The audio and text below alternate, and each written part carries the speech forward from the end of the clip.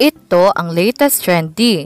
Viral at trending ngayon sa mundo ng social media ang di umano'y balitang isang mainit-init ngunit malaman na balita na naman ang pag-uusapan natin ngayon kung saan Vice Ganda at iba pang mga host sa noontime show ng It's Showtime magiging kapuso na. Lilipat na umano ang naturang show sa main channel ng GMA7 at papalit sa iniwang time slot ng tahanang pinakamasaya. Ito ang mainit na balitang pinungputakti ngayon ng samot-saring komento mula sa marami sa ating mga kababayang Pilipino. At marami nga sa kanila ngayon ang hindi napigilan ang kanilang sarili na maglabas ng kanilang hinaing at komento sa mundo ng social media. Pero bago ang lahat mga ka-trendy, kung hindi pa kayo nakapag-subscribe sa aking channel, please click subscribe and hit the notification bell para lagi kang updated sa latest trending na balitang i-upload namin. At yun na nga, viral o trending ngayon sa mundo ng social media ang di umano'y balitang usap-usapan nga ngayon sa social media ang napipintong paglipat ng show sa It's Showtime sa bakuran ng GMA7 sa kasalukuyan. Matatandaan kamakailan lamang mula nang magsara ang tahanang pinakamasaya, mga pelikula ang ipinapalabas sa time slot nito na iniwan ng show na Tape Incorporated. Ito ay habang hindi pa nagkakasundo hinggil sa show na ipapalit sa nagsarang show. Matapos ang mahabang usapan at deliberasyon, nagkasundo ang GMA7 ay offer ang time slot sa ABS-CBN. Inalok umano ng GMA7 ang ABS-CBN na ilipat na sa kanilang main channel ang show mula sa subsidiary nito na GTV. Tila nagkasundo umano ang dalawang panig, kaya naman sa ngayon pina-finalize na umano ang lahat mula sa kontrata at iba pang mga detalye hinggil sa official na paglipat ng show sa GMA7. Ayon sa naging full report ni El Guerrero ng Filipino Star ngayon, mukhang matutuloy na nga na magiging kapuso sina Vice Ganda at ang iba pang mga host nito dahil sa ngayon pinaplansyan na ang lahat hinggil dito. Kaya naman aasahan na natin ang kanilang official na announcement hinggil sa panibagong update na ito tungkol sa programa. Kung matatandaan kamakailan lamang, sari-saring mga espekulasyon ang lumabas nitong mga nakaraang linggo hinggil sa mga shows na posibleng ipalit sa tahanang pinakamasaya, kabilang na nga ang wawawin ni Willie Revillame. Dahil dito ang unang napusuan ng mga netizens, ganun pa man tila hindi na ito pinakinggan pa ng pamunuan ng GMA7 sa halip nakipagsundo na lamang sila sa ABS-CBN. Good news ito para sa mga tagahanga ng noontime show na It's Showtime dahil lilipat na ito sa Kapuso Network at papalit sa noontime show na tahanang pinakamasaya na mukhang good news na nga ito para sa mga tagahanga ng noontime show ng It's Showtime ng Kapamilya Network, lalong-lalo na sa mga host dahil mukhang matutupad na ang pangarap nila na mapanood sa GMA7 ang kanilang noontime show. Matatandaan kasi na maraming lumabas na balita nagmula nang magsara ang tahanang pinakamasaya na isang It's Showtime na matunog na papalit sa nasabing noontime show. Matatandaan din na si Willie Revillame sana ang talagang papalit sa tahanang pinakamasaya. Subalit ayon umano sa nasabing source ay hindi nagkakasundo ang dalawang kampo kaya naman napurnada pa ito. Pero kung natuloy si Willie Revillame ay maaaring matapatan nito ang Eat Bulaga ng TVJ sa ratings.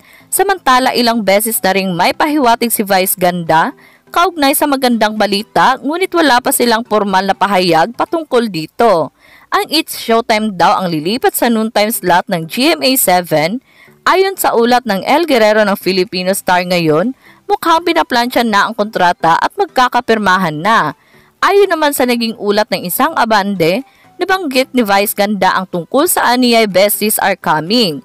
Well, kung totoo nga ito ay isa rin ito sa malaking tulong na makukuha ng GMA7 upang mapataas ang ratings nila. Dahil ang It's Showtime lang ang pwede o maaaring makatapat sa ratings ng Eat Bulaga ng legendary trio na walang iba kundi sina Tito Vic at Joey. Dahil sa ngayon ay patuloy na lumalakas ang ratings ng Eat Bulaga at mas lalong lumakas pa ito nang magsara ang tahanang pinakamasaya ng Tape Incorporated. Sa ngayon ay wala pang update kung anong petsa mapapanood ang It's Showtime sa GMA7 dahil hanggang sa kasalukuyan ay nag-uusap pa ang mga boss ng magkabilang network. TV War is finally over sa nakalipas na mahigit 3 taon. Nasaksihan ng publiko ang mga ginagawang paraan ng It's Showtime manatili lamang na mapanood sa ere. Nilibot nito ang iba't ibang istasyon, pinakita ng programa na pwedeng maging posible ang imposible at isa sa naging instrumento sa pagkakaisa na siyang hudyat umano natatapos ang network war. Ang pagkakaroon ng collaborations ng ABS-CBN at TV5 kung saan ay nagsimulang mapanood ang programa ng Kapamilya Network sa Kapatid Network ay nagbigay daan sa It's Showtime upang mas mapalawak pa ang pagbibigay nila ng kasiyahan. Matatandaan kamakailan lamang na noong July 2022 nang magsanib puwersa ang programa sa noontime show ng TV5 ng Tropang LOL kung saan ang dating makatapat ay naging magkasangga. Dito ay pinatunayan ng It's Showtime na kahit saan man sila dalhin ng tadhana, kaya nilang umangat dahil noong May 2023, muli silang nakabalik sa original na time slot sa panananghalian matapos magpaalam sa telebisyon ng Tropang LOL. Ngunit sa biglaang pagbabago ng landscape sa telebisyon ng mga noontime variety show, matapos ang paglisan ng Tito Vic at Joey at ang Dabber Cats mula ng Tape Incorporated. Ang producer ng Eat Bulaga nalagay muli sa alanganin ang kapalaran ng It's Showtime dahil kasabay nito ay natapos din ang kontrata nila sa Kapatid Network noong katapusan ng June 2023. Maganda nga ang naging bunga ng mga usapin dahil sa paglisan sa TV5, agad naman naghanap ng It's Showtime ng bago nilang masisilungan sa bakuran ng Good Television or GTV.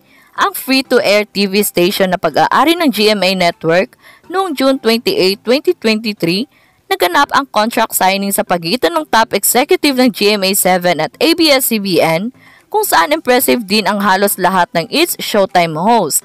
May tuturing na mahalagang kasaysayan sa Philippine noontime television ang pagsasanib puwersa ng rival networks para sa pagpapalabas ng It's Showtime sa GTV.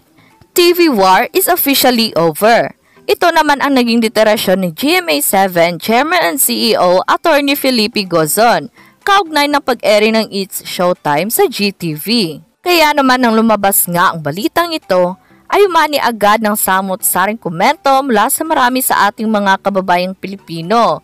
At marami nga sa kanila ngayon ang hindi mapigilan ng kanilang hinaing at komento sa mundo ng social media. And they posted, quoted, "Yehi! Congratulations, Showtime! Wagi na wagi ang ABS-CBN laban sa taga-Kamuning. Grabe sila manglait doon sa Kapamilya. Ngayon sa Kapamilya sila kumukuha ng panggatas. Para sa aming mga panetiko ng ABS-CBN, huwag nang ipartner ang GMA sa ABS-CBN. Gumawa sila ng sarili nilang show, huwag sumingit sa sikat na istasyon, panggulo lang ang GMA. GMA7 ang sikat na station kasi giant network ang GMA. Ang ABS-CBN ay content creator na lang at ABS-CBN ang nakasingit sa GMA or GTV. Nung tinapon ng TV5 ang It's Showtime, kapalit ng Eat Bulaga, so ABS-CBN ang nakasingit at umuupa sa GMA." End quote. At yun nga mga ka-trendy, kung kayo ang tatanungin, ano ang masasabi nyo sa video na ito? Huwag kalimutang mag-iwan ng komento sa baba para malaman ko kung ano ang naging reaksyon mo sa latest at trending na balitang ibinahagi namin. Maraming salamat po!